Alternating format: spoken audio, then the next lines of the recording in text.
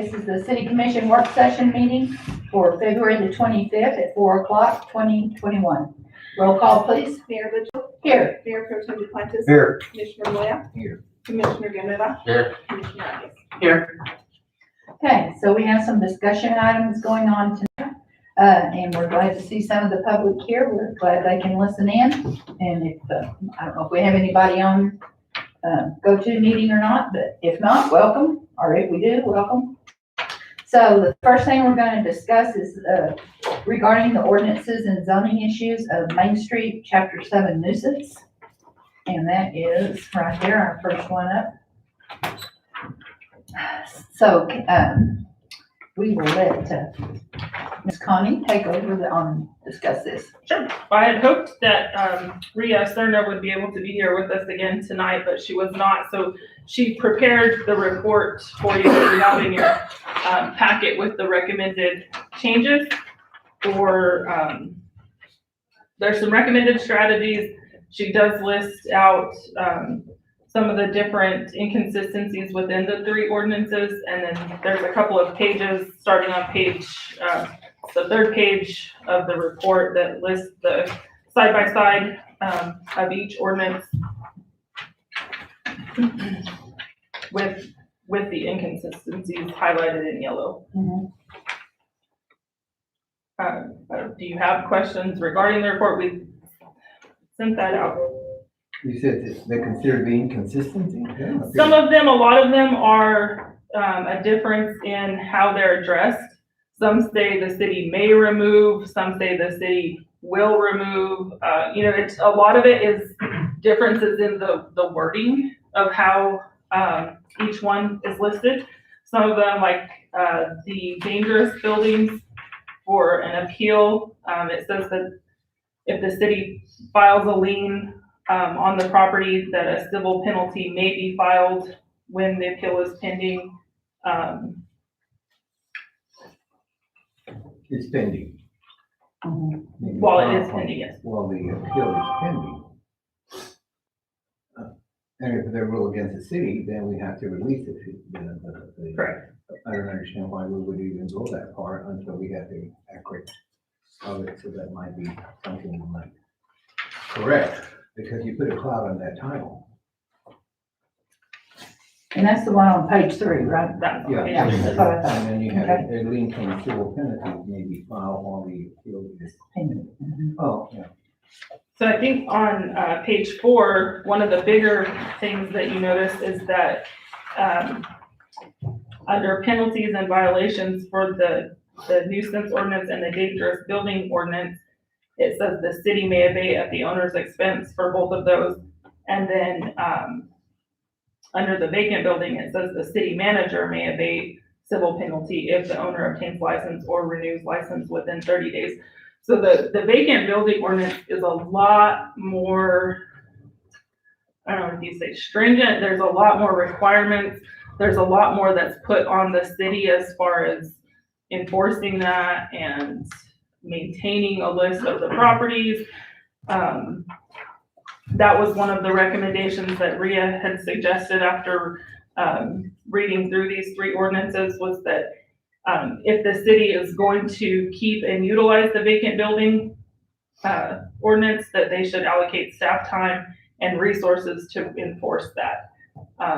There are several cities, Silver City has just completely taken the vacant building out of theirs because it was too hefty. There's too many steps to going through, keeping the inventory going, having somebody monitoring that, contacting the property owners, assessing those penalties. If you look on page 4, that first penalty is $500. Mhm. That's 30 days after the building is identified as vacant. If they don't correct that within 30 days, it's another $500. So within 2 months, they could be owing $1,000. After that, it goes to $100. If they still haven't contacted the city, it goes to $100 a day. So it can very quickly add up for the property owner. And to be honest, it's going to add up quickly. A lot of our buildings, the fees are going to be more more Than the building, than the right. building is. Yeah. So, that is something that needs to be looked at. A lot of the tasks with the vacant building fall on the city manager or a staff person designated by the city manager. So that's another thing to consider with the vacant building ordinance. Now, I'd like to say we should keep it, we should enforce it, but I know that that's not always. I started doing some research on just in the Main Street district, and I knew we had a problem with vacant buildings and vacant properties, but 33.8% of our Main Street district is vacant buildings or vacant lots or parking lots. That's a huge percentage of that one small area. So I'm sure as you extend out over our community, it's gonna be a lot more than that. There's, of 156 properties, 34 are vacant buildings, and there's 19 empty lots and empty parking lots downtown. Downtown. Yeah, that's just within the Main Street district. Well, I don't know. I read some of the ordinance, and I noticed on the nuisance ordinance, we seem to have a lot covered there, you know. The nuisance ordinance, I feel like, is written very well and actually covers a broader scope than what the vacant building does, and it's probably easier But to also the enforce. nuisance ordinance has a vacant building area. Right. And actually, I thought when they adopted it, I voted against it because we're having problems with it. I thought that when we adopted this one, all other ordinance will then, will be not again, will no longer, will be inactivated, will no longer be activated. There was a sense of being, you know, we're no longer enforceable because this one would be the main one that we would refer to, because I understood it at that time. Right, but the vacant building ordinance leaves out a lot of things that the nuisance ordinance covers. So if you did away with the nuisance ordinance, you're gonna be doing away with things like the boat that was such a problem for so long. Vehicles. But the whole thing, the boat was a problem because. Yeah, no, I'm not saying it wasn't a problem. Because the person that was required to take care of it did. Right. But the deal on this thing, as I read it, I know there's a lot, and I know that you have to understand that one of the things is we would all love to have all our buildings full and everything else. Right. But the problem is economic right now, we're hurting. Sure. We're hurting. I'm gonna be honest with you. I'm negotiating for a building down in your, I think it's in your catchment area. But if this type of what we call requirements were in it, there still are, but would they be enforceable? Yeah, that's Would what I the consider ordinance is buying now. a building in that zone? No, I would go to another zone because I don't know what I would encounter when I start restructuring that building. Because when you start redoing a building, you go all the way from the foundation up. And if it was a high risk for me, I won't want to risk my money. Right. So I'm glad you brought that up, Commissioner, because I think after reading this and going through it and visiting a little bit, I think what our best bet will be is to go ahead and repeal that chapter 710 of the vacant building ordinance, update the language in the nuisance ordinance and the dangerous building ordinance. And you're right, downtown needs to be more attractive.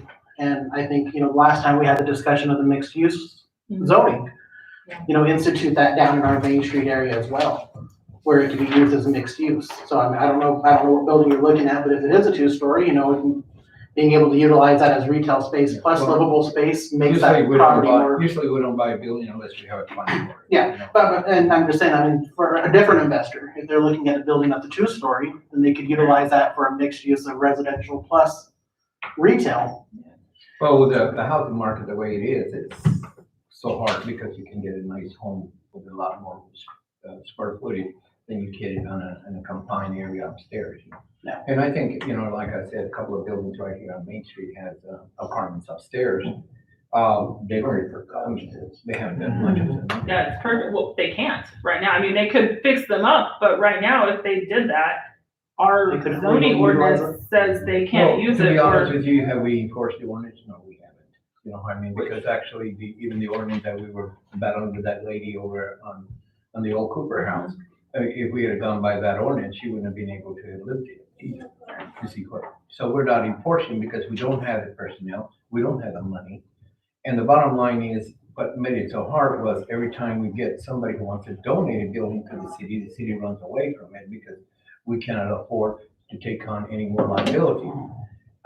Yes, it would be great to have it under our scope so that we can have the control. Then you look at the other aspect part about it is that when you take on a building, then you have to renovate it or do something. Look at us with the theater downtown. We can't do much with it because the money's not there. Yeah. And then if we do what we call file liens and everything, what happens is at the end of the line, it'll happen like what happened in San Dorsey. We might not paying $400,000 to have that building demolished and cleaned. That's not another example. We had 3 houses we demolished, we paid $62,000 a home to clear. So you see, this is what happens if we were a prosper. And I know how you get ahead. I don't know how we get ahead, but the whole deal is that it's really hard because the expense for the city to go in and demolish an old home that was a turn of the century or whatever, we have to oblige by EPA things. And we have, that Second Street house was $65,000 just to demolish. Now we put a lien on it, and within 5 years, that lien is no longer enforceable.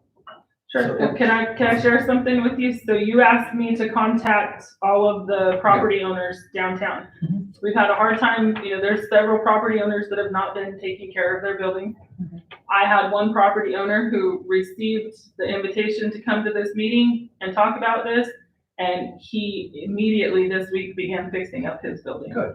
But I understand that. So- But not everybody has money. Well, and if we can remove that vacant building portion of the ordinance and not have such stringent fees and fines, then that could allow them to start having extra funds, or maybe incentivize them to be able to start renovating their building, or maybe incentivize to sell to someone who can, an investor. And And that is the goal. We want a vibrant downtown. So you're saying that if we do this portion away, then we don't have an ordinance that would enforce vacant buildings? we could use the nuisance It would ordinance. just, as it would a just building revert ordinance. back to being under the nuisance ordinance.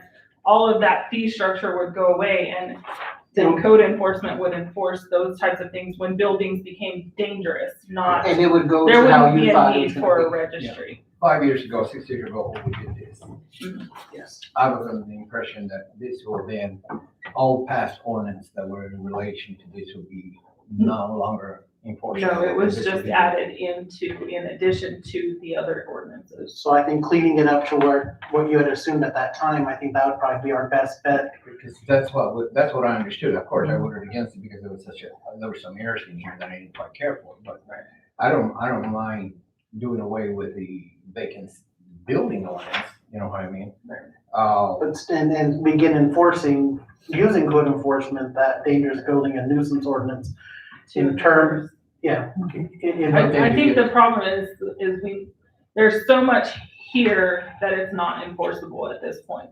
And, we all are aware that the situation with the economy is what it is, but things are moving in our town. There are things selling left and right. I think a lot of that has to do with the recreational marijuana being put up on the, before legislature. We're a border county. I think that's gonna affect us. It is So, But if you look at it from a different, what I'm saying is I don't mind doing away with this ordinance at the same time. But the problem is at this point in time, the city cannot enforce much of anything because we don't have the manpower, we don't have the money, the income to be able to, because the fact is, once you put a lien on something, I mean, they don't do anything about it. The lien goes away within a certain period of time. You know what I mean? We don't have the ability, and if we then do the enforcement, are we gonna pay $60,000 a building? I mean, that's what we paid for 3 houses. It was 100 and some, I can't remember what it was. 180,000, I think, for 3 dilapidated homes that could have been cleaned for about 1,000 or 1,500.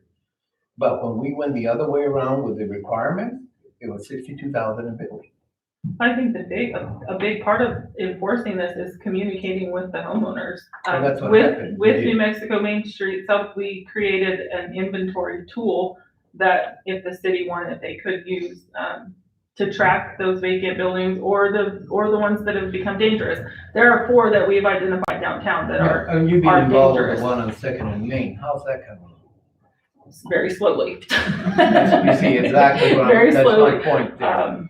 I mean, but- that thing would have been great for us to have if we had the money to go in and clean it Sure. ourselves, because nothing's gonna happen. But let me tell you, once we take that one down, the next one's already collapsed in. That's why this is moving very slowly. It's because of the next one. And then, Yeah. and then you see what I'm saying? Mhm. We're caught between a real hard place. Well, sure, but we can't not do anything No, because and I it's understand that, hard. but we also have to be realistic about it. I mean, I I would think love what we're downtown to be proposing alive, is you know what I mean? realistic. Don't get me wrong, I love downtown to be alive, I like everything to go, but you don't know what's gonna happen. Yeah, well, I think. We don't know what not could happen ignoring- either. Mhm. Ignoring the ordinance, to continue ignoring the ordinances certainly isn't gonna solve anything. Gonna tell whoever's gonna get the money to enforce it. Now, you tell me. Yeah. Since you look at the budget, we're barely surviving above water. Where are we gonna get the money? We need attorneys, we need all kinds of things before we go to court to condemn. We need liens, we need to enforce it. Well, and in good effort, how well can we say we've tried enforcing and reaching out to these property owners? Yeah. Can we say in good faith that we've tried contacting them and at least communicating? I mean, I think a simple communication got a property owner interested back into his property. So just inviting him to the table saying, hey, we're looking at redeveloping Main Street, we need your help with it. Well, that's. Reaching out- That's you know, how what Main Street should be As doing. far as what That's what we are she is, doing, yeah. yeah, we're offering Yeah, incentives, and that's, we're and that's offering the, low and interest you loans. have, We're- that's the area that you come into play, you know? Right. Yeah. But as, you know, we are the law, we do the policy and the ordinance in this community. So we have. And if we have to enforce it. You can't bluff people that know that we can enforce it.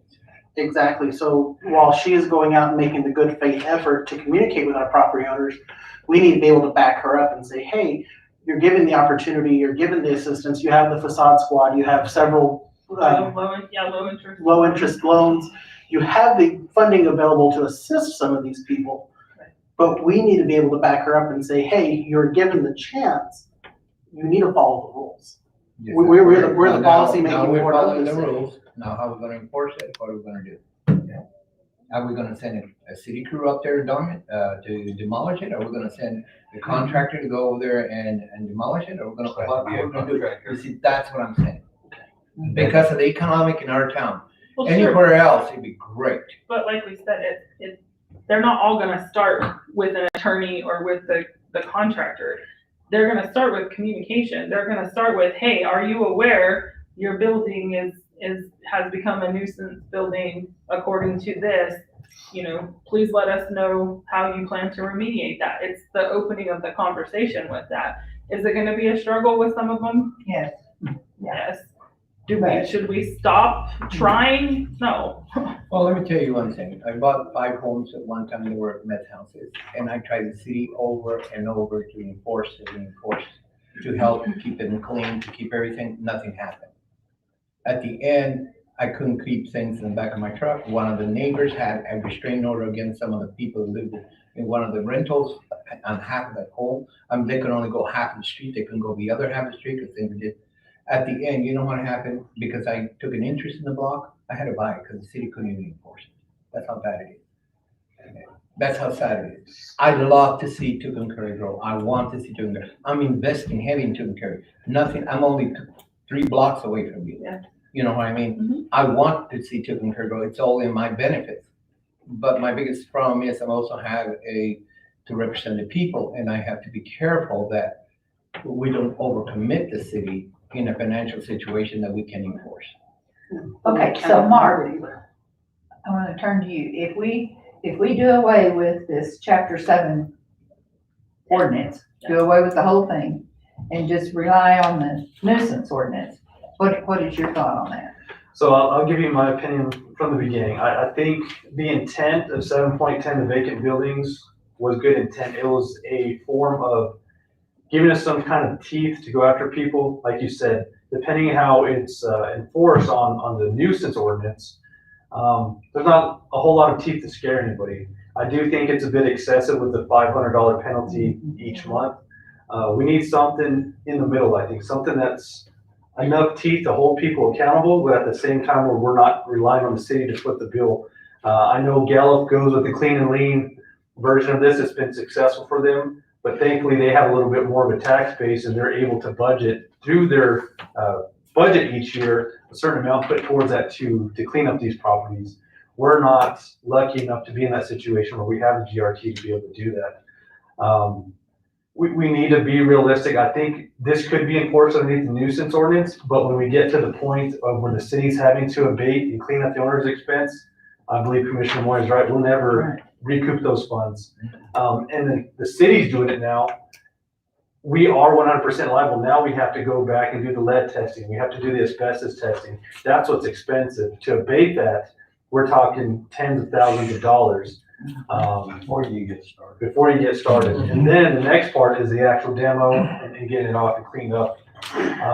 So that's kind of my 2 cents. I'd like to hear some more from the commission, but it's, when we get to the point of a clean and lean, it comes back on the city. It is. One of the things is Albuquerque, because the real estate market is so hot, they had a thing the other day in the news where the realtors are now buying all these houses that are vacant or the city, it become nuisance in the city, and they're renovating because there's such a shortage in home, making big bucks on it, what they call reshaping and fill them up. But even Albuquerque itself, if you notice it, that sometimes they battle themselves to even take over a property for a long period of time. Sure. And then, and then the news gets involved. And if you notice, they say for 6-7 years, we've been complaining, they come, they just do this, they citing, they do this, but nothing is done. But now because of the community being so much a growth in it, now they're really enforcing some of it because there's a market for all this and they can recoup their money that they invested because on that property. So I want to see the city of Tucumcari go forward. I do. As far as the vacant, I'm okay with doing away with it. I don't have any problem. That part I don't. It has nothing in validified that I could see in the best interest of the community. Well, and I guess I might be looking at this a little bit differently. I mean, Second and Main, we're at that situation with that building by not enforcing this ordinance. If we were enforcing the ordinance, we'd still be in the same situation. So if we can start the conversation and try to mitigate some of these buildings before they get to that point, I mean, because at this point, most of these buildings are just forgotten and they're not being utilized. So what's it gonna take for the next building for the same thing to happen? Right. When we could have taken the steps before, spoken to the owner, gotten Connie in front of them and gotten them some assistance. We had the owner, we talked to the owner, we did a lot with the owner, and then he flipped it and gave it to somebody else. What we might do is, which is, I don't know if it's even illegal, but sometimes what might be more of an incentive if we were to, because you see, if I own the building, I can tear it down without having to go through too many specs, okay? But if there was a grant to help that person pay for the demolition of the building, that might be more appropriate, because now the deep pockets, because they consider the city to be deep pocket, is the one they lynch on, I mean? But then if I'm the owner, they can pay me to tear my own building down, like a grant type thing, and I don't have to oblige with so much other regulations that the city does, you see. That might be a way of solving some of our problems, you know what I mean? I see all these burn houses, I mean, if the house burned, I own the house, I get $700 a month. Somebody gives me a grant, maybe $1,000 to clean my house that I used to own, and I don't know, the city's out of my hair, or maybe I could use that and give it to somebody else with a loader and clean it. That might be a way to go with it and not assume the city to get any liability. It is a problem all over town, this is not the only one. I mean, I love downtown Tucumcari, Well, all over town. As I said, if our downtown they're almost 34% vacant. It is.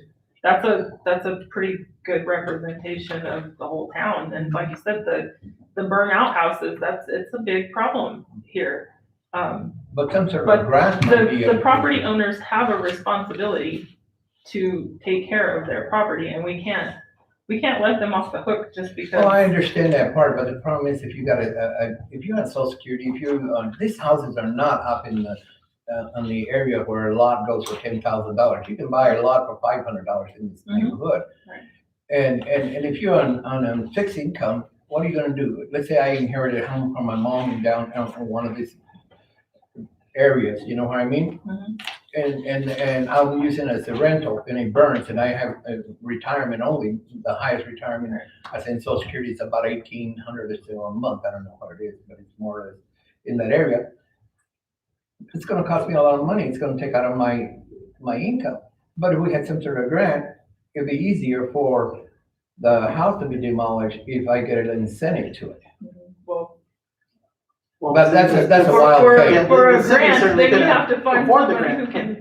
You'd be Find that surprised how money. many people, Right. yeah, you'd be surprised how many people will come around and work with you Yeah. on it, you know? Sure. They sell to you the property as well. Hey, well, I got a question on that. Uh-huh. If they don't have the money to fix it or whatever, they give it to the city. The city doesn't want it. It don't matter, but. Because if we inherit that, now we're Yeah. obligated to follow our own rules, and then at that time, we have. And we to have a follow lot of the people, have come in and say, you know, I don't look what I have. This is what I got. Yeah. They said, this is the Second in only. Maine tried that. Yeah, He tried that. Yeah, and they come in and y'all. say, this is the only income I have. I can't even afford it, you know what I mean? I inherit the house, it burned. I'll give you the house. We said, no, we don't want it, because then we had one that was probably worth a lot, 500, and it cost us $62,000 to clean. Wow. Yeah, we need to have some type of rules on it, and we need to have something to enforce. Oh, I agree with you. We need something to hold people accountable, at least let them know, hey, this is a thing within the city of Tucumcari, you're supposed to be doing this, how can we help you? And that's where Main Street, I mean, at least within our district, we want to help, we want to be Right. able to do And that. right now, we're not following our own rules. And, I mean, I agree, Commissioner. If it got to the point to where we had to take the building over, it would be a crunch, it'd be hard. But I see us getting to that point regardless if we're enforcing our rules or not. If the buildings got bad enough, we would be forced to step in. Look at that Second and Main. Yeah. You got me? Yeah, I mean, and right now, is that property owner being cited by code enforcement of our police department? Cited, no. What we did, so code enforcement's out. Code enforcement will be back in the office next week. I mean, this building was a problem before COVID. So, So at my discretion, I'm trying to work with people instead of sending nasty letters right away. So I had conversations with that individual. Connie's had conversations with that individual. That individual has given us his word that he's gonna take care of it. At that point, that hasn't worked. So now we take it to the next level. Now we do send those letters. And I wouldn't cite him yet. We start with the letter and we get a little bit more aggressive, say, this is the next step. This is what you need to do. If he works on it, then great. If not, then we go to the next level. Now it's a citation. But we gotta, again, we're not following our own process. We need to go back and follow our own process. Oh, yeah, look at that street. It takes half the street. That street is. That's called impeding traffic. Yeah, That's they're- just not a nuisance ordinance. That's also. But I got against a the law. question, Mark. The guy tried the first time. He had a track hole and everything. What happened? That they stopped him? City didn't stop him. Nobody stopped him. Somebody said that the city stopped him. No, He got a, he he went got a and got track his hole. little- I mean, he got it there, and I don't know if there was a fight between him and the other guy, because the other guy wanted. the next to- Afraid that it was door, gonna Yeah. one that owns the Yeah, building and he next said, to that's it. my wall, you're not gonna Right. pull, you know. Well, he wanted to sell, from my understanding, he was wanting to sell the building. That was gonna get damaged. And then he jerked up the price so high that nobody could afford it, gets an old crappy building. But don't have a roof, Right. put an umbrella. Well, that home's got no wall. Right, that's Yeah, what I but mean, they have- he's asking an outrageous price. And most of these buildings, what happens is a lot of these buildings, they have Yeah. adjacent walls. You know, the owner of one building is half owner of that wall and the other owner, you know. Because it was built at the turn of the century and that's how they built. And that's how that building in Maine is. Whenever you dump that building, you might damage the next building. Yeah, it's already damaged. Yeah, it is, When but- when that one fell, it did. part But of when it you did start fall. using, like, if the city were to go in there and clean it up, and we damage the other building, don't think that guy, I mean. Oh, yeah. No, No, he's absolutely, a- Yeah, you absolutely. see what I mean? So now we're looking at that liability. Not only do we have that building that we have to deal with, now we have to deal with the other building and the owner Do wants you the have money any now. creative solutions to get around that? Because if I could figure that one out right now, we'd be good. Yeah. I got one more question. Okay. Are these buildings actually historical or anything? How long they've been there, you know? Yeah, but if you get A into good the portion of historical them, mess, yes. None of them are on the historical register, other than, well, the Princess Theater is not Yeah. on the historical, is it on the register? I know it's on the Yeah, state the state register, but not the I think we national. did put them on there. As far as some of the ones on Main Street, they're not on any, Because legal register like that, but yes, they have historic significant value. The one on the corner of Second Main Because is, like I say, you know, that's considered still as US 54. yes. So. Mhm. the highway coming down. I would think, I still would think that removing the more heavy portions of this is warranted, but as far as telling people, hey, you can leave your building the way it is and forget about it, I don't think that's right for us to do. Okay. We can't tell people, hey, we don't care anymore. It's not that we don't care anymore, do we have the finance? Believe me, I'd be the first one over there screaming that I want that building. I've been on Second and Main, but the city cannot financially take it over. So, Right. so what's the, Well, I get that, but What's the repercussion? What's the repercussion? I mean, Yeah. something has to happen. It can't just continue to be ignored. Something has to happen. Something needs to We happen. did it for, I screamed on the commission forever, and then I finally said, we don't look at the budget, where are we gonna get the money? And then if we damage the other building, and because because when we did the study, that's what we found out, that the walls were adjacent walls, of the same wall. And I think the main portion of these ordinances is not for the city to step in and immediately take ownership and take action. The main portion is to encourage and incentivize these landowners, property owners, to take care of it themselves. How are you gonna do it when you? Violation of an ordinance, no matter which kind it is, at some point, when does it become criminal? Yeah, And that's, it's not up to us to negotiate for those two individuals in those two buildings. Right. But, the one that we have a problem with, and I've asked this before since as far back as Jared, and matter of fact, I think it was from him, I heard that he had set it up to where this could go criminal. It becomes a criminal offense for anything in the nuisance ordinance once it gets to a certain limit. So when are we gonna start, re-talking and everything's all fine and dandy, but this is now 2 or 3 years. Yeah. And, I clean up I start working on, at least show us some effort, and we're not seeing no effort other than Yes. he's trying to pass the deed off to somebody in prison. well, that's what They happened, finally and the settled. city, and the city's to blame for it, because the city was the one who allowed it to happen. And we had been complaining about it, and I've been on here 5 years, and I started with day one complaining about that bill. Yeah, Mayor Pro Tem, I do agree that, that at some point it does become criminal. And here on page 4, at the very bottom there, on the dangerous building, that says if owner continues to maintain nuisance, they will be fined a sum not to exceed 500, be imprisoned in county jail. I mean, I think we debunked that a couple years ago, right? That we actually cannot jail people. So I mean, either way, if we keep this ordinance or not, we gotta update that. That's not possible for us anymore. I think there needs to be some things prioritized in the code enforcement department. Whereas instead of worrying about, of course, the weeds look bad on the boulevard. I mean, we're not going to attract anybody to have weeds everywhere, but what's more important? Do we want to focus on weeds with one code enforcement officer? Or do we want to work on these vacant buildings? I think it's just a sense of direction, the workload and scheduling. It's there. We have the tools with the nuisance ordinance. We just got to use it.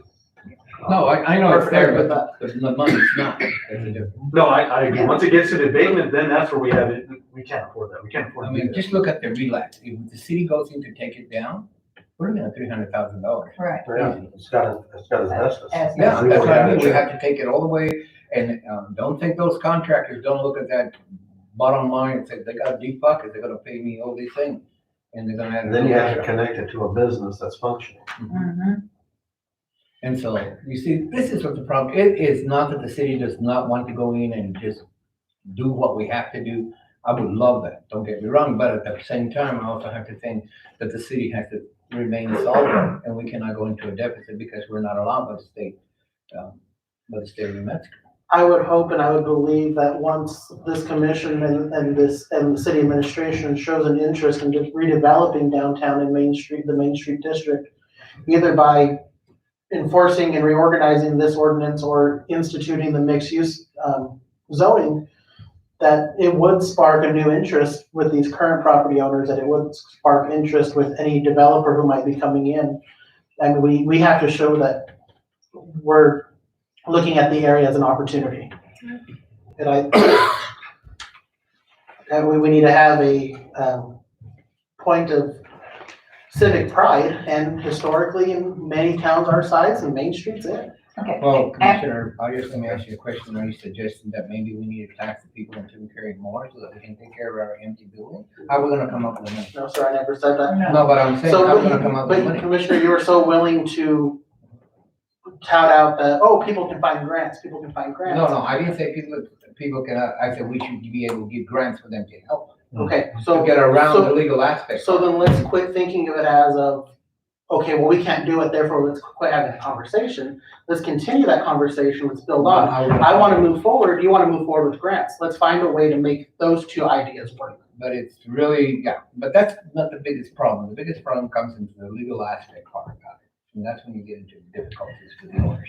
All right, so after the second major building that we're all worried about and the one next to it, are the others down the street going west, are they in good shape? No. Because, No, Well, I'm asking that Connie. whole block is, the other three buildings are not as bad. Right, Most of them have roofs that are intact. The two big ones are those Right. there. And then, there's a couple, down further by the courthouse that Mhm. I would consider as dangerous, buildings. like the old Sears, No, the old Ford house, the old what? the old Ford house. Oh, yeah. There's a lot of. Oh, I wasn't broken talking windows. about, I was talking Just right there on Main Street. Street. Are those, one of them has all those pots of flowers in front, Yeah, that building is actually okay. so it would be usable. Yes. actually, the roof is collapsed in it. He was trying to put it's the same guy who owns the Crescent Creamery Mhm. and the house that burned. When he showed me the building had hardly any. The roof is collapsed. Yeah, and the back part has collapsed, and he was trying to put some beams to hold it up when he showed me the building. It's in bad repair shape. I don't think he even has a floor. All of those Uh-huh. buildings on that Mhm. side of the block are bad. Okay, that's But- what, You're saying that the old Big Country Ford shop is oh, bad? that's, oh, No, yeah. The roof is pretty good on that one still. Well, I'm saying there's broken glass, Yeah. there's windows, Oh. that People have it's been in there. accessible to Yeah. people off the street, the doors aren't secured. There is a risk for vandalism, arson, people going in and staying and, that's where I'm saying on that one. It needs a few things Needs to be upgraded. handled so that it's not a target. And I think what really hurts, and I've done a lot of renovations, so I really know, and that is, the fact is, I can buy a home for a low price, but just to renovate it is 3 to 4 times more than what I paid for the home. Because all those, you have to upgrade the plumbing, you have to upgrade the electricity, you have to upgrade Sure. the windows, you have to, the roof, everything. So you're looking at somebody who has to have money to renovate it. And that's where I think that's where we're caught with the downtown people. Yeah, it's definitely a complicated problem. It's a catch-22. And making the downtown and Main Street area attractive to investors and what they're looking for would certainly be a way to get people with the money, with the time, with the ability into Tucumcari to get that process started. I can look at the building I renovated, that old Hoover cleaners, even just painting the walls made it look nice. Yeah, But, it doesn't take, But the a amount of whole money lot. I dumped in it, well, See, I wanna allow a couple more Ralph Moyas into town and have them buy these buildings and fix them up. no, the only reason I have that is because I live there. I mean, I don't live there, but I have my office there. But, Well, we want someone else to have their office and live down there and have them be invested in the area as well. yeah, but they're really expensive, and the money's not there. The banks don't want to lend on anything down there. okay, well, so what have we conclusion, what do you wanna, because we've got another one we need to get. I on. recommend that we pull the vacant building, just let this one stand. Okay. When we can enforce it, we will go for it. Pull this one and let the, Is there anything to maybe add to the other as well to try to give us more teeth, kind of? I think taking the may out, I mean, it's wishy-washy. We either do it or we don't. I mean, that's, right, Little will. yeah, I mean, for the like, removal of the weeds, so on page 2, there on 7480, removal by city of the weeds, the city will remove at the owner's expense. So, I mean, we can send them the bill on that. But what happens if they don't pay the bill? Yeah. Where you at? It's on page 4. page 4 of 37? 37. You know what's amazing, when I was having all the trouble with the real estate properties that were dirty, I was amazed how I would be served, and I would have to come to court, and people who own buildings were given the ordinance, were given a ticket, but because they couldn't, they weren't served or something, they never made it to the court, and they never enforced it. A lot of it is dependent on the property owners being honest. Right. Yeah. And doing, us doing our part as the municipality to say, you need to take care of this, and then a lot of it is relying on them to do the right thing once On your they've been. Question on what if they don't pay the bill? Yeah. Could you attach it to the water bill? No. We looked into I think it attaches to the property. property. Property. Lien. Okay. Well, there's one thing, like, before we've done that, right? Clean properties, did you look at that? Never, No. we never collect on it. That's what I'm saying, you know. We have a It's policy. not But- due to a lack of effort, it's due to. They don't that's- pay, we they know put it on the nothing's term, gonna You can only happen. do what you can. And that's Man, therein but lies liens, the it problem costs you is down the line by for not another doing lien and anything, stuff, we're so just it's not- creating Yeah. a cycle of people know we're not gonna do anything, so. Cause they're not gonna, they know we're not gonna enforce it, so. Well, I wanna ask, let me ask this, going back to the criminal part of it, why is it we can't put somebody in jail? And I understand the legal aspects of what the money we have to spend, but my thought process is why don't they start getting letters, reach out about like what you did, and kind of explain, hey, these are the things that can happen. And see who some of these buildings, yeah, they're starting to get to where they might not be that great, but they're not so far in that it's gonna be a lot of money, we gotta look for grants or anything else, and, or they're gonna just hide, because a lot of them are just hiding because they don't really think there's anything that's gonna be done. But if we send them a letter, say, do you realize that this is a criminal offense, ignoring this nuisance ordinance? We're just asking, we're just basically pointing out the information of what could happen, could you work with us? That might, maybe 25% of them, it'll make a difference and have them go do something. 25% is better than nothing. We're not gonna flip it overnight. I mean, No. it's gonna be- No, it's just, but it's always nice to talk about the courtesy letters. It's a courtesy letter. We just want to inform you that. And that could be a process we could take. I agree with there's no reason having two parts of two different ordinances that intertwine and all that stuff's too much reading. But I think if we went in the way of the I've always thought that we should start off with some type of a customer service type mentality, going in and talking with people that have problems. This might be one of them. I'd respond a whole lot different if I had somebody come to me and say, your property's looking bad, this is what could happen, you think you can take some steps. And I can see that, but And not even giving a time limit per se, because some people can't do things overnight. I tell you one Especially now. thing, in 1972, when urban renewal came in, they're the ones who made all the parking lots here, because we had a lot of dilapidated buildings, and they just cleaned. They went down Second Street and cleaned a whole bunch of houses too. So that type of program helped clean downtown, because you had really a lot of buildings that had collapsed and everything else. And when they came in, they just cleaned it all up, but they had the money to buy and be able to work with it and make it a parking lot and give it to the city, because when the city received it, they received it without any expense with this grant money. Mhm. But they cleaned this whole block here, they cleaned a whole bunch of buildings down in the back of the VFW, all that area. I remember how bad it used to be, and I tell you one thing, that really, if not, this town will be worse. Excuse me, Commissioner, why would you turn your mic on? Isn't it? It is not on, and it hasn't been. Now we gotta start this all over. So, Commissioner, I guess going back to, what the mayor asked, you know, what do we want to do? Would you guys be willing to redirect code enforcement like Mark has directed and move towards some of these vacant buildings and have them start notifying, hey, you know, this is the ordinance, this is what you need to do to be compliant, customer service them, pretty much what I'm saying. And that's what I think. I've had those conversations with the police chief that just in our day-to-day stuff, when we're talking about trash, we're talking about weeds, we're a little bit too aggressive on the people we probably don't need to be. I mean, Yes. some people need that reiteration, but let's scoot back and do a little customer service like I did with the guy on Second Street that I tried to.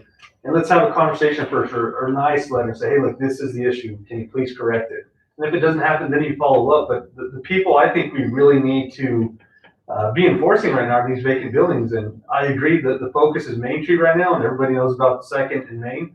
But we have plenty of houses throughout town too. We can't overlook those either. We have to stay on task, and if it's good for one, it's good for all. We need to make sure we do it. But you also have to work with your staff, because I'm gonna give you a good example. When we were doing a roofing on one of the houses on Second Street, we had taken all because the wooden shingles out, we had to take them all down and everything else. And right away, she came and gave me a ticket.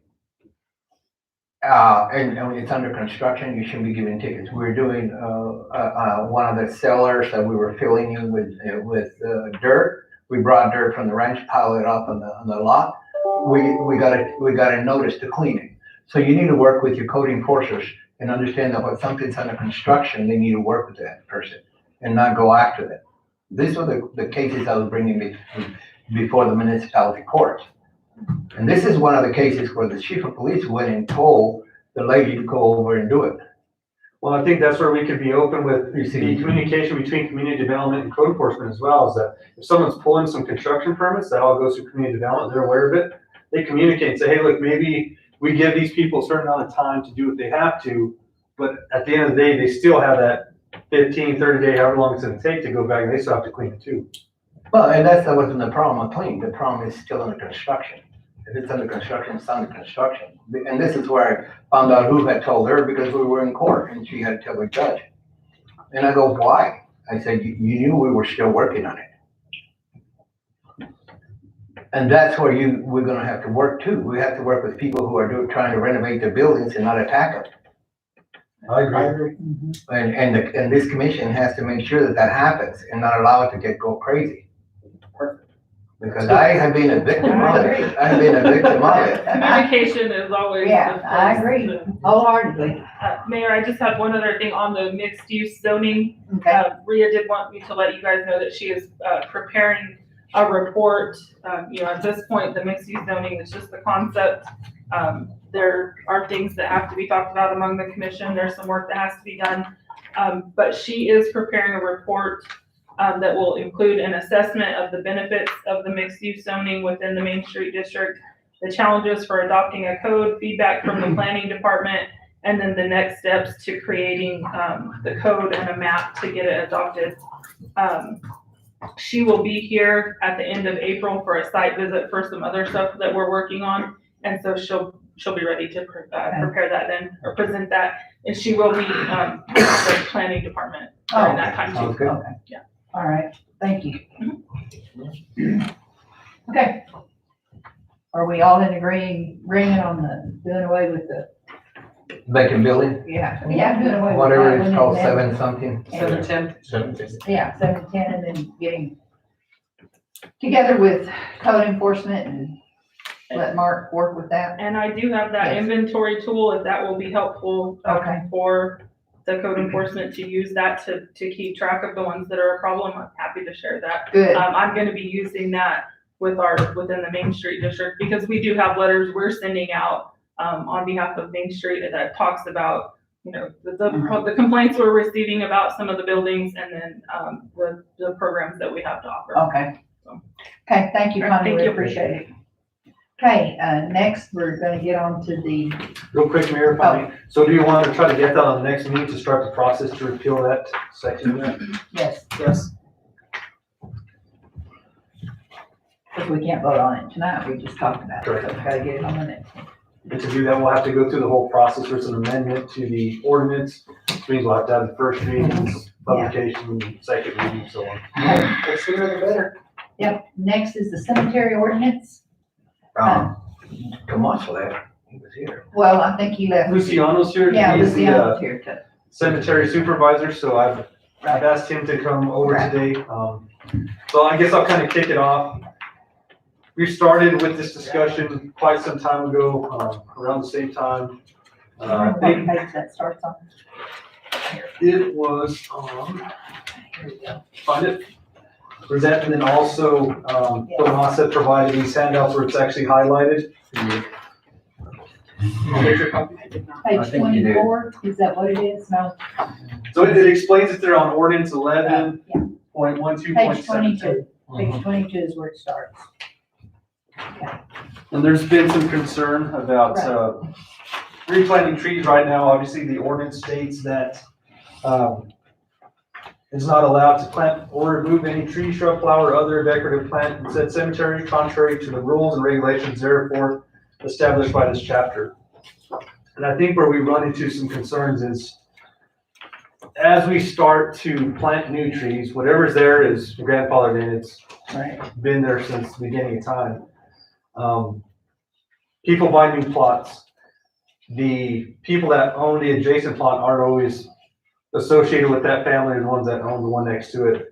And it creates difficulties not only for maintenance of the grounds, it also causes some issues on encroaching into the other loved one's plots who own it next to it. So I'll leave it at that for now. I'll go ahead and let Luciano go ahead and explain a little bit more. Okay, And I'll fill in where need be. And if you have any questions, we could do so since he gives his presentation.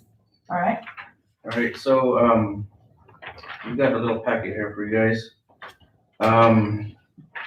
Is that this one right here? Yeah, Okay, okay, so on number 1, well, if you look at all the pages, I got them marked, on the front page of what's the problem. Mhm. And so, on a lot of them, we have problems with the trees, as you can see in the first one, with the sprinkler heads. right, And some of them are just overgrown so much that when the sprinkler is going back and forth, it's not letting it spread to around the lots. So that's holding back a lot of the watering. And the next page, it's also, we have pulled out, you can see where I got the 2 circles. Mhm. The family has requested those to be pulled, so we did, and I had turned on the sprinkler to show you that now. Wow, they covered the grave, didn't they? Yeah, so you can see now where the water, how far back it goes now without them trees there. right. Wow, they were huge, weren't they? Yeah, there's a lot of different sizes of these trees. Some are small and some are pretty big. Oh, wow, that other one's big. Yeah, this one, that was the one that they pulled, these are the ones they pulled out right here. Oh, on the next page, number 2, there is a stone, there's a flat stone that's in between those 2 trees. Yeah. That's something. And then the next, number 2, Somewhere in there. that's one of the older sections where one of the trees have just really just overgrown. And Which section is this one? that's right when you go into the cemetery, to the left. Okay.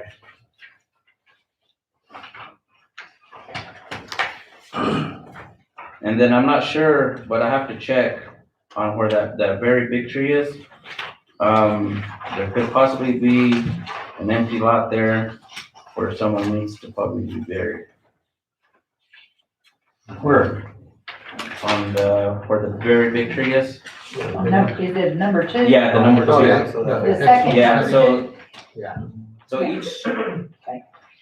each lot is 4 foot, so I'm pretty sure there's, is where, somebody is possibly could be buried at a future time. Or it kind of looks like on that other side as well, it looks like it's, Yeah, and then on the left side, you can see kind of like where it's over. Yeah. I've got a question, if you don't mind. Yeah. Who planted these trees? more or less the Because family. the reason, oh, so the families that asked us to re-pull them are the ones that plant them. Yeah, because they can't keep up with them, so they're overgrowing, so they're tired of cutting the sides. But On a they're the line. ones that put themselves in that position, not Right, anybody yeah. that's coming in to buy a plot or anything. Yeah. Okay. And then, there's another number 2 on the where it says Alcon. Yeah, the Okay, one says the so trees are full. That family planted those trees and asked for them to be removed. So we did remove those, and the Maesta stone that's next to that, to the left. Yeah. So the tree that was in the middle of that, it had, I guess the roots started getting very, spreading. So what happened with the cross stone is you can see on the bottom of the foundation, on the left side is how you can see where the dirt line was. So we went in and we, re-leveled that stone for that family because it was tipping to the left. Yeah. And then there's another number 2 where I guess you see Wow. the Virgin Mary, Yeah. statue. The family has also, reached out to me and they want all those removed too, because they're just tired of trimming around and. So is this a whole family right here, or is it different people? I know for sure, Looking at the headstones, the one. yeah, I'm not sure, cause Seniors. Yeah, I don't know who them are. cause the Cassidys are the ones that, reached out to me for the one around the Virgin Mary, but I can't tell who actually planted these trees. You know, Surely because they're it's, so, The love for, well, the deceased person's family, you know? All the way down here on the other side, is that a tree that's actually fallen down or? no, was that that's a bush. A shrub, Just a yeah. bush. It's like, I don't know what kind of evergreen that kind of is, but they don't grow up, they kind of just grow out? grow Now, when wide. y'all take these out, do y'all charge the family? Are No, we charging the family? no. See, and I think in the ordinance, there is something that says, I didn't write it down, but I forgot what you guys had, labeled it as, it's, special work, something like that. And it does talk about charging the families to do this. But that's kind of like another thing too, Is it what you guys were saying with the buildings, some of these families are deceased. They don't got no other family to Take care of it. take care of it. Yeah, I think it's here at 11/12/340, care of cemetery, special care, the general care of the entire cemetery grounds and lots is assumed by the sexton. This, however, does not provide for any special care. Estimates for any special work will be made by the management upon application, and charges for the work must be paid in advance. Yeah, see, that's kind of like the thing you guys are talking about. Right. Well, with the exception though, you said the families asked you to remove it, so therefore there was somebody that was still Yeah, able to there's take care of it, some- so they should have been charged Yeah. that special fee. But then what do we, there's See, no fee that's a- schedule set, so what do we charge them? What do we charge, what do we pay them by the hour? Just bill them the man hours? Mhm. Man hours, if we use backhoe, gas, whatever we have to use, that's how anybody does a business. You know, if you call Pacheco's to come tear down a building, they're gonna charge you for the gas, they're gonna charge you for the use of the equipment and the people. But at what point do they abuse that? They have other small projects, say, oh, we'll just have the city do it because their wages are cheaper than a contractor, and we'll just use that all day. Well, we're gonna allow a contractor in there into the cemetery, we're gonna use our own workers anyway. Cause then they damage another grade, we have to be liable. Break a stone or something, we're liable, yeah. We have to, and also See, be and that's- cooperative too. That's the one with the Virgin Mary, that's the one I've been holding off on, because the whole foundation of that one is, I think, cinder block or some type of brick. Oh. And when you start moving these trees, They break. and they could pull up a lot of the ground, So when you pull the entire thing out, or you just lop it off at the base? I pulled the entire thing out. Pull the entire See, in something like this, some families do go in and they cut them themselves with the chainsaw. But, I mean, you're That's gonna what still I'm have, That's you're gonna still have a little stump there. But, Yeah. A stump would be better than this, though. yeah, And in 20 years, a tree again. Like Possibly. us, Let them worry about it. like us at the highway department, we could have first with the ground, Be leave it part for of the long, tree. then we go back and pull it out, they'll die again. yeah. Yeah. So that's the problem I'm having with this one, is because how close the trees are to the stones. So I haven't done nothing with that yet. Well, If let's we see how damage this- taking it out, are we able to have them sign some kind of indemnification clause? That way if their stone's damaged, they can't blame up to us. Especially if they're already asking for it, yeah. Yeah, I think that's a Especially good if they idea, plan it. have them sign something Yeah, saying that we're not liable or responsible if something's damaged. So Luciano, so far, I'm figuring out trees are a problem for you. it's a big problem. And so, on the next page, it's the number 3, you can see where the tree sap, what it does to the stones. Yeah. Yeah, It turns them black and sticky, and some of these families have to call in special monument companies to try to clean them, but as best they can, but sometimes it just don't work. Has there been an instance where a neighboring grave has been affected by somebody's tree and that Yeah. individual has complained? Yeah, that's a big, I've even heard that one. yeah, I've even been that's a told big complaint that I hear all the Yeah. time too, is, you know what I mean, just like, They're not my tree, but they're yeah, affected. just like how Mark said, like when the families, they're not all together. So, you know, as one family buys this lot, then a whole different family, you know what I mean, buys the next lot. And when they planted the trees, the next family was starting to get mad and started complaining. Okay, I got one question, if it's right with you. Okay, well, if we take these trees out, do we actually got water to start watering out there? You know what I mean? I mean, we do have water in certain sections. We're still waiting on 4 more valves, and that's in the section where you go in, and to the left is where we're waiting on 4 more valves on that side. There is water going out throughout the cemetery, but we're still, the pump is, Still out, yeah, it's not functionable. do we got the funds to fix that? We have the funds, I've already earmarked that since the beginning of the year, we've been waiting for the second quote. Tomas is still working on it. Unfortunately, one quote is very detailed and lists out everything, the other quote was really vague, it pretty much said this is for a pump of this horsepower. So we're trying to figure out, do we get everything that this other one lists? If not, then they're not comparable quotes, which means now we have to throw it out and go out and get another one. So that's the process we're at. The communication's been slow with that second vendor. Worst case scenario, I told him to go try to find somebody else that could give a quote. We need to get this done. I gave my word that this would be done by spring, that way we can start logging this field. Definitely. We got a joke for you, but I was thinking, can we just take them off of one of the parks, you know what I mean? The parks look better in the cemetery. So this is a specialized Yeah. pump right there. Okay. Okay. Number 4, Number 4, so I got this is a measured out lot.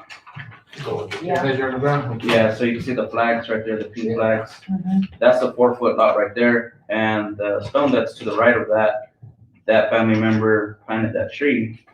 So whenever this family goes and puts in a stone for that lot, you know what I mean, it's gonna, they're not gonna have room. they don't have room for it. Right. So, does that family know that that tree needs to come down, or? I haven't spoke with them yet, but, Okay. I will. So what kind of records do you guys keep of that? I mean, would we be able to contact the families and say, hey, grandma's tree needs to come down? It's the We person. do that have record of who purchased the lot. Okay, It just depends on, if they're in the hole or not? yeah, Well, I'm looking at this right here. Is that tree on that person's lot or is it on the one that's for sale? it's on the Which number are you on? one. Oh, yeah, okay. It's for the one, it's on that lot, the one with the flags. Yeah. It's not one- So it's not planted on the lot that was purchased. It's planted on the lot that wasn't purchased. Yeah, So it can come down without any permission. Mhm. Correct, per 11.12.380, if any tree, shrub, or plant standing upon any lot by means of its roots, branches, or otherwise is or becomes detrimental to adjacent lots or avenues, which I think it would if you're Yeah. trying to bury someone. Or if for any other reason its removal is deemed necessary, the management shall have the right and it shall be their duty to remove such tree, shrub, or plant, or any part thereof, or otherwise correct the condition existing as in their judgment seems best. So if we feel it's becoming an issue, we can go pull it out. It's actually our responsibility for Right. this issue. That's Okay. all in the paperwork, so Yeah. we can't pull them up. Well, And the reason I'm asking that is because a particular individual is wanting to buy the lots next to him and his wife, I guess they're available. And that's where he would like to plant the trees, is on his property. Only one was, we've actually already looked into it, right? Only one was for sale? No, they're both, the lots that were next to his were already bought. Oh, were they? Okay. Yeah. He might not have known that either. He just asked if that, if Yeah, I had talked to him, I don't know, it was maybe about like 2-3 weeks ago. Yeah. And, he did ask me if, he wanted to buy some lots that were next to his wife, and I had told him that they were already purchased. But even with that, I feel we sell the lots to bury individuals, not just to plant trees. I think it's again, to get a point, even in the beginning, maybe as a little seedling or something, it's not gonna create an issue. But as they grow, you can see just these evergreens, they continue to grow, they're not you're gonna butcher them, it's gonna. yeah. Well, and what's, I mean, I'll use me as an example, is gonna stop me from buying an entire road just so I can plant me a little forest out there. But there's people that do that to make sure all their family's together. Right. Yeah, they Whether they're ready to go or not. You know? Yes, but it's gonna stop me from buying the whole road just to plant trees. I mean, I think at the end of the day, we got to remember this is a city park. The property belongs to the city. They are purchasing the deed to the plot to commemorate and memorialize their loved one, but this is city property. I don't know, once you get a deed to something, it no longer belongs to the other person. You can resell it, that's a deed, but, the whole deal is, and I was looking, I don't know if you people had noticed also, not to change the subject, but look at the amount we sell these lots for, and giving them away. Yeah. Right. I think we had discussed. No wonder we can that afford We have, sprinkler systems. I think we had discussed that before. There's only one problem there, Mr. Moya. What? The plots that they sell, where's the money go? Back to the cemetery for infrastructure. It goes to the general fund, but then, but then, Have you seen their budget lately? what, the cemetery? Yeah. They don't have any, I don't think so. They don't have much money. No. But the whole deal is, but it's still taxpayers' money, it cannot be going to the cemetery, it goes to the general fund, and then from there it can be allocated for the expense. You have to justify it.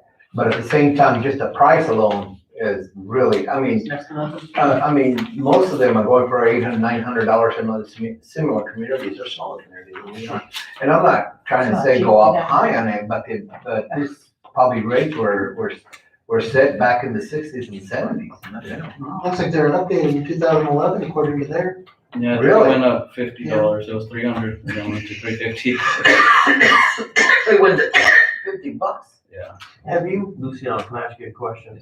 The trees that were in question that died, where were they located at? They were in the Catholic section, but, Were they blocking graves or potential plots, or, I don't know where they were located at this point. yeah, I didn't take any pictures of that one, but it's where the trees were, they were kind of like at the edge of around the block. East section, Were they blocking anything? Were There they is a nuisance? sprinkler that's on the edge Okay. in front of, his stone or his parents' stone.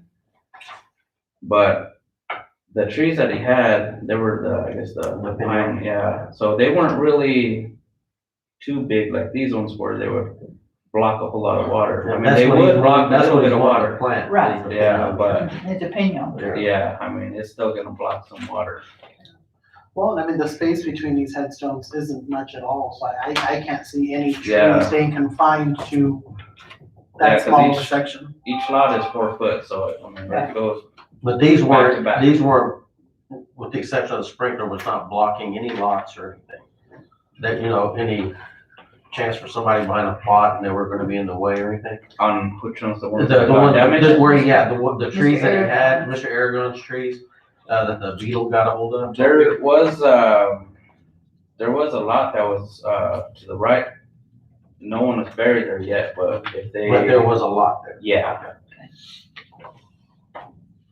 And I did measure it, I measured it a while back, and the stump of the tree where it was right at the edge line of, you know, where his lot starts. Well, when it grows out, the top part is gonna be hanging over the stone of the Neighbor. neighbor whenever they go put a stone, If they so. like to know. Well, then if, say we were to consider this, then where do we stop at? Then does that bring up the shrine issue where now we have to go back on our word? I think it opens up a can of worms where we're going back on our words that was written into ordinance, so.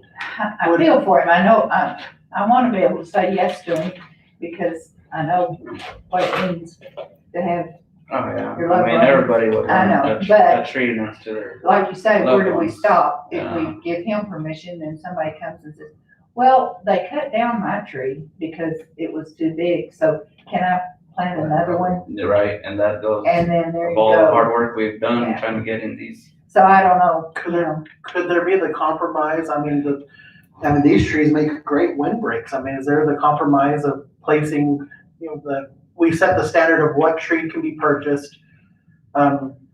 Along the fence line. Put them along the fence line as windbreaks and, you know, Have a little they memorial or can, something. they can place a little placard, you know, this tree was planted in memory of. Call back and asked me if we did something like that, and I told them no, that we that's a did. good idea. I think though. that- I think that, you know, I'm not gonna speak for him, but, you know, he was just wanting to replant the Right. trees that he had initially planted, I believe, for his parents. Yeah. Was his wife. His Well, wife had recently passed away too. So, I think, you know, I would be all right with that. You know, I think, you know, the windbreak and, Yeah, but not on the grave. no, not the grade, like along the fence Property. line. Property line. Yeah, see, there's several elm trees along the fence line, Especially with those cows to the but north. they're not real big ones where they're gonna put a whole lot of shade or something. Cause we did take down, there was a dead shrub that went all along the whole fence line of the back of the cemetery. And I did take that all the way down because we had a lot of complaints from the people that wanted to buy lots in that area. And they just didn't like the way it looks. So, I got with the moss and we did take all that down. We left the elm trees up, the ones that were still alive. So, if we would like to do along the fence I think line, that'd be fine with me. that's not in the ordinance or anything, is it? It's not No. even something that's, we just have to give them a call and say, you know, would you be willing to accept the? Compromise. Yeah. I would say if we can rewrite the ordinance, place it in there and actually set the standard of what tree. Just so that way we create some kind of uniformity within our cemetery. You know, it sounds like, you know, we're getting to the point where there's not going to be many trees left near gravesides. So we're going to have that uniform look. If we can have Too that, full. if we can have that same look coming along the fence line, and that way it sets. It becomes a logistical problem. You don't want an apple tree, an elm tree, and a Right, pinon tree. You want it to look good, and it's something that's gonna be indigenous to the area where we're able to, where it goes for our climate when it's hot, when it's Right. cold. It's gotta be something that is a windbreak type tree, and then we have to figure out the logistics on how are we gonna get water to if we don't have water? We're gonna have to haul trucks, of Well, he water. said he'd take care of it. Said he took care of these. and- Yeah, but he'll be gone. and- Yeah, that's yeah. what. That's my thing. Crap, this don't have to be able to be Exactly. responsible. That's true. Then it's back to the city. But you know, excuse me, go ahead. So what I was gonna say is, so this is great to talk about the tree, but I wanted to go back and look at, I think we kind of left some things hanging from a long time ago when it came to the shrines, when it came to the fees for the plots. I think we need to come back and circle around. I know we haven't been able to meet as a cemetery board recently because of COVID. It was kind of difficult and we just barely reestablished our board. So now I'd like to get them back on track meeting, to have their recommendations and then have some work sessions. So we could actually Do we get still everything have board organized. members? I heard we lost two. What we did. They haven't resigned with me. If those are their intentions, then Yeah. that's They need to one. reach That's what out. I heard today. I was like, what? I don't know who was on the cemetery board. Right now, we have, Our son. Junior Garza, Mr. and his sister, you know. Amy. yes, Ms. Garcia, and then we have Glenn. Glenna Ryerson. Yeah. And, so that would be. Mr. Gonzalez? Patrick Gonzalez. Oh, yeah, Patrick Gonzalez. How about the Maestra girl? She's still on there? Yes, She's not. Amy Gutierrez on there? No, she was last time. Right. No, she's not. I think those were the four. But I think this, Madam Mayor, can I just say something? I know I'm not supposed to speak, but, I have all the revised ordinances when we worked as a work session, when I was the chairman of the cemetery board. Okay, And so I think a lot of the groundwork has already been done. It's just now that you guys just need to take action on it. Right. And regarding to like what Mr. Montani was saying, there was a fee, with special care, there is where the cemetery can actually apply that fee. okay, And also, where it says that Mr. Dupanis was just asking about, who does upkeep. And in the ordinance, it says it here what the cemetery is actually supposed to be doing here. So, a lot of this work was taken care of when Jared was in place, and then when Britt, we were told that it was passed to the attorney, then back and forth. I know at one time we came and it was back in, September, where we came to commission, and at that time it was, Mrs. Maestas that stood up as her own, but as the governing body, we actually all voted in favor for the shrines and about the trees and stuff like that. But she spoke up in a public meeting as herself, not as a representative of the board. So therefore, I believe the decision was already made by the board. okay. So with that recommendation, like what Mr. Martinez is recommending, about shrines and stuff like that, we're starting to see shrines starting to pop back up with little minor shrines, so I think it's not fair to the family that we wrote the letter to. When I say we, because we were the cemetery board at that time with the recommendation to the city manager asking Mr. Horlocker to remove that, shrine and stuff. And he did it within a matter of time. And then we're allowing these other ones to pop up. So again, it comes back to, are we going to start enforcing it? Right. With all these in the city. So I think with this right here, because a lot of the groundwork has already been done. Can we get a copy of that? Yes, and I believe it's also in public record, so it's been acknowledged. There's been minutes. And I just want to make sure that, that not all our year and a half of work that we worked on this went out the window. Right. So, and the reason why I stepped down is because, our liaison said that we had a Mickey Mouse board, our minutes were all Mickey Mouse. And I believe Commissioner Villanueva was on there, so I thought that was insulting, so I said to be a distraction, I'll step away. But I believe we put a lot of hard work in it, and I think we felt at that time that nothing was getting done. It's nothing that the commission wasn't doing, it was just that the administration at that time wasn't bringing it to you, and our liaison wasn't actually communicating. So I'd be more than glad to leave a copy, but I like to keep a copy of myself. Okay. And if you're gonna have people resigning, I'd be like to see if I can get back on the board, but if not, it's understandable, because I got my plate full as Just well. fill out a application. I think we have one vacant, I don't know. We don't, I can think of four right now, so we may have one open. but just Yeah. fill out an Yeah, application. and I'll do that too, Okay. but like, again, there it shows this writing, and, if I could get a copy of it back, this is. my Yeah, I'll copy. make a copy and get it back to If you you. look at it, it's where they striked out a lot of the word, the Okay. verbiage on it. If you look at it, I can also ask Lois if she can have a copy of that. It strikes it out. I think we worked on it almost when he was intern with Britt. And then when you talk about fees, fees was brought up. Right. I'm sorry, I didn't mean to step in that. Review, sorry, audience. The view, was where the fees is where we all discussed that we thought we needed to go up, but at the same time, is that how we're gonna go up if we can't provide the services like watering and stuff like that. But I think at the time, the board did recommend that we do need to have an increase of burials and stuff like that. And at that time, we were considering that the lots, we were starting to run out of spaces, so we were actually creating a cremation plots where people can be cremated at a lower fee. So if it's possible, if I can get a copy of that back, I'm Well, more than glad to do that with you guys. In between the meetings, I'll make a copy. If you'll hang around, Okay. I'll get it back to you. Sounds good. Thank you, Jerry. What time do we have? 5:30. Oh, Very good. okay. I guess it'd be good to get this cleaned up as well. Yeah, I think now's the time to do it. Could I just step out and go make a copy real quick? Yeah, I think are we done discussing it? Well, I don't know, Luciana, he has, Well, there's, 2 more pages. okay, Um, let's finish that real quick. So on the second to last page, should be a number 4. Okay, So the Wright Stone, the Guest family, they had evergreens right there where it's circled. mhm, And so in order to The one on the left, Tony Gallegos, he has just recently passed. Yes. When the monument company came in, they asked if that tree can, be removed, because they had to put the stone in. And so we did that for them, because, there was just no room for a stone to be put in. Okay. And then the last page, should be number 5. This is the problems where sometimes we run into, when we have to dig, for funerals. As you can see in the background there, the temporary marker. Yeah. Next to the Baradas. We had to pull the tree where it's circled right next to the Prieto in order to just dig that grave right there. To get your equipment in. Yeah, for the backhoe. Yeah, Well, I think this is a good example of an ordinance that actually has some repercussions for us. I think, with 11-12-380, and I think, as it says, that it's cemetery staff's duty to ensure that those trees are not a nuisance.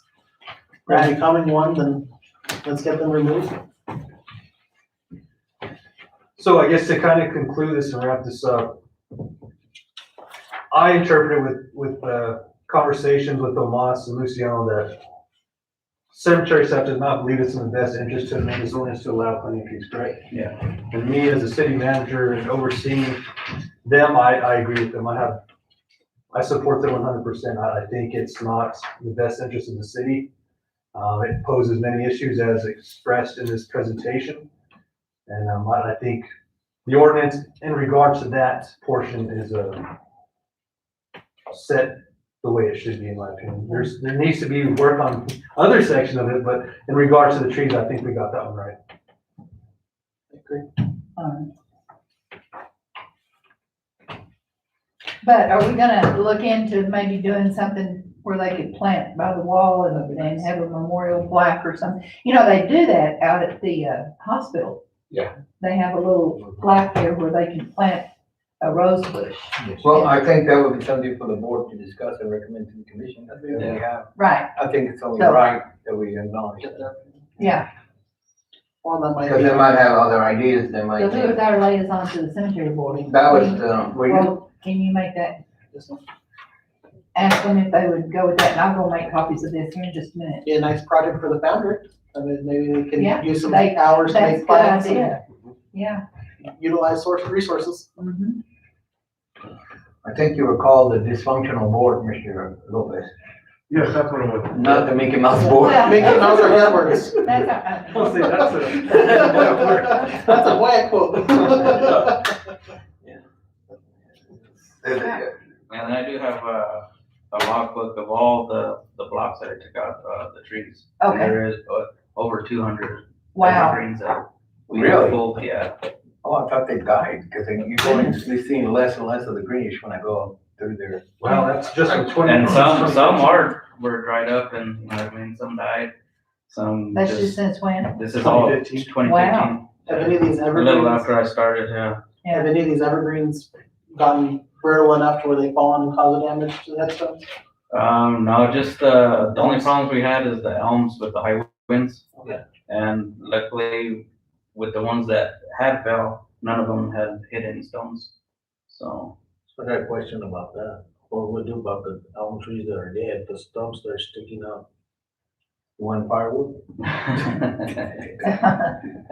You know what I mean? Yeah, Because I noticed on that side of your office, on the south side, there's some stumps. of that are the still elm alive. trees, Yeah, well, the reason why those haven't been taken out is because of the water lines that run on the edge of the blocks. yeah, but can you at least like try to cut it more to the ground instead of leaving the stump a little high, you know what I mean? We don't have any equipment to do any of that, I mean.